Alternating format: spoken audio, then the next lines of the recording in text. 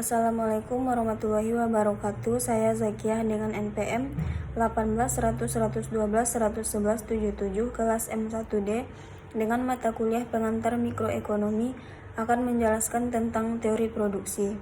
Hal-hal yang diterangkan dalam teori produksi yang pertama, bentuk-bentuk organisasi perusahaan. Perusahaan ditinjau dari sudut teori ekonomi, fungsi produksi dengan satu faktor produksi berubah, fungsi produksi dengan dua faktor produksi berubah.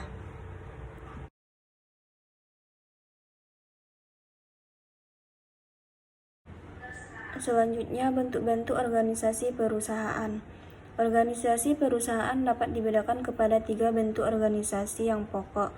Yang pertama, perusahaan perseorangan, firma, dan perseroan terbatas. Di samping itu ada pula perusahaan negara dan perusahaan yang dikendalikan secara koperasi. Yang pertama, perusahaan perseorangan. Perusahaan perseorangan adalah organisasi perusahaan yang terbanyak jumlahnya dalam setiap perekonomian, tetapi sumbangannya kepada keseluruhan produksi nasional tidaklah terlalu besar, karena kebanyakan dari usaha tersebut dilakukan secara kecil-kecilan, yaitu modalnya tidak begitu besar dan begitu pula hanya dengan hasil produksi dan penjualannya. Contoh-contohnya dari perusahaan yang seperti itu adalah penjual sate, restoran, toko kelontong, dan toko makanan dan minuman.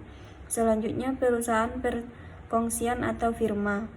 Organisasi perusahaan seperti ini adalah organisasi perusahaan yang dimiliki oleh beberapa orang. Mereka bersepakat untuk secara bersama menjalankan suatu usaha dan membagi keuntungannya yang diperoleh berdasarkan perjanjian yang telah disepakati bersama. Modal perusahaan yang dikumpulkan dari anggota-anggota perkongsian itu, ada kalanya mereka juga meminjam modal dari lembaga-lembaga keuangan.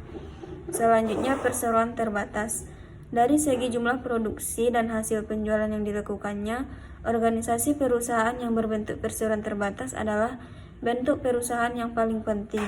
Di negara-negara maju, sebagian besar hasil produksi nasional diciptakan oleh perusahaan seperti ini. Perusahaan besar kebanyakan berbentuk perseroan terbatas. Bentuk lain organisasi perusahaan yang pertama, perusahaan milik negara. Perusahaan ini lebih dikenal dengan sebagai BUMN atau Badan Usaha Milik Negara. Pada umumnya, perusahaan negara dikelola seperti perusahaan perseroan terbatas. Perbedaannya terletak pada pemilikan perusahaan tersebut, yaitu saham-saham dari perusahaan negara adalah dimiliki oleh pemerintah. Dengan demikian, pengurus perusahaan juga diangkat dan diperintahkan oleh pemerintah. Selanjutnya, perusahaan koperasi. Perusahaan koperasi adalah perusahaan yang didirikan bukan untuk mencari keuntungan, tetapi untuk melindungi kepentingan para anggotanya.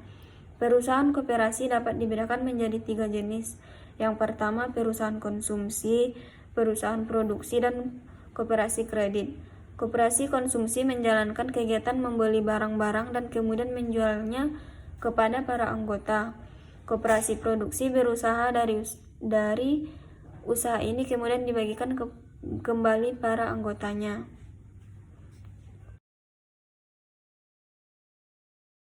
Selanjutnya, perusahaan ditinjau dari sudut ekonomi.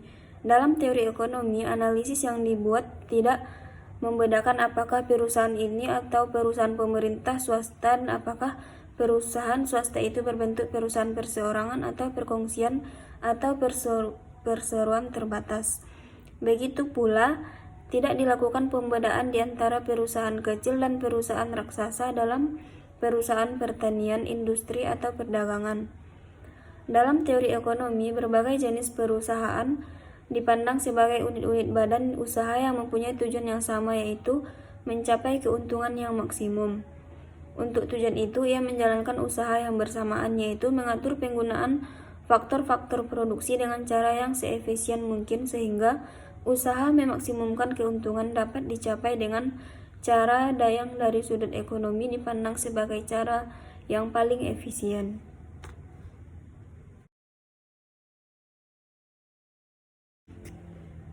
Fungsi produksi. Telah dinyatakan sebelum ini bahwa fungsi produksi menunjukkan sifat hubungan di antara faktor-faktor produksi dan tingkat produksi yang dihasilkan. Faktor-faktor produksi dikenal pula dengan istilah input, dan jumlah produksi selalu juga disebut sebagai output. Fungsi produksi selalu dinyatakan dalam bentuk rumus yang seperti Q sama dengan F atau K LRT, di mana K adalah jumlah stok modal, L adalah jumlah tenaga kerja, dan ini meliputi berbagai jenis tenaga kerja dan keahlian kesuhawanan, R adalah kekayaan alam, dan T adalah tingkat teknologi yang digunakan. Sedangkan Q adalah jumlah produksi yang dihasilkan oleh berbagai jenis faktor-faktor produksi tersebut, yaitu secara bersama digunakan untuk memproduksi barang yang sedang dianalisis sifat produksinya. Apakah maksud dari persamaan yang dinyatakan di atas? Persamaan tersebut merupakan suatu pernyataan matematik yang pada dasarnya berarti bahwa tingkat produksi suatu barang tergantung kepada jumlah modal, jumlah tenaga kerja, jumlah kekayaan alam, dan tingkat teknologi yang digunakan. Teori produksi dalam ilmu ekonomi membedakan analisanya kepada dua pendekatan. Yang pertama, teori produksi satu faktor berubah, teori produksi dengan dua faktor berubah.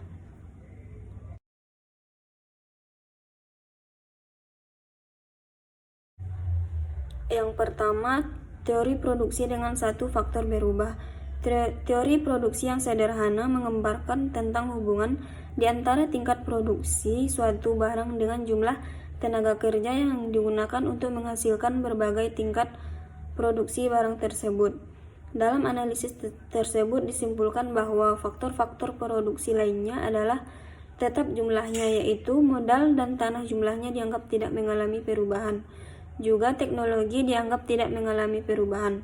Satu-satunya faktor produksi yang dapat diubah jumlahnya adalah tenaga kerja.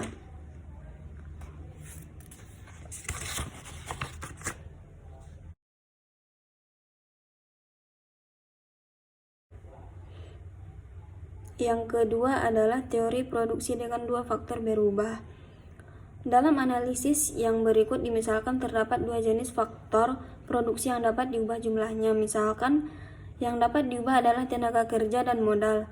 Misalkan pula bahwa kedua faktor produksi yang dapat berubah ini dapat bertukar-tukar penggunaannya, yaitu tenaga kerja dapat menggantikan modal atau sebaliknya. Apabila dimisalkan pula harga tersebut, tenaga kerja, dan pembayaran per unit kepada faktor modal diketahui, analisis tentang bagaimana perusahaan akan meminimalkan biaya dalam usahanya untuk mencapai suatu tingkat produksi tertentu dan ditunjukkan. Baiklah, sekian presentasi saya tentang teori produksi. Assalamualaikum warahmatullahi wabarakatuh.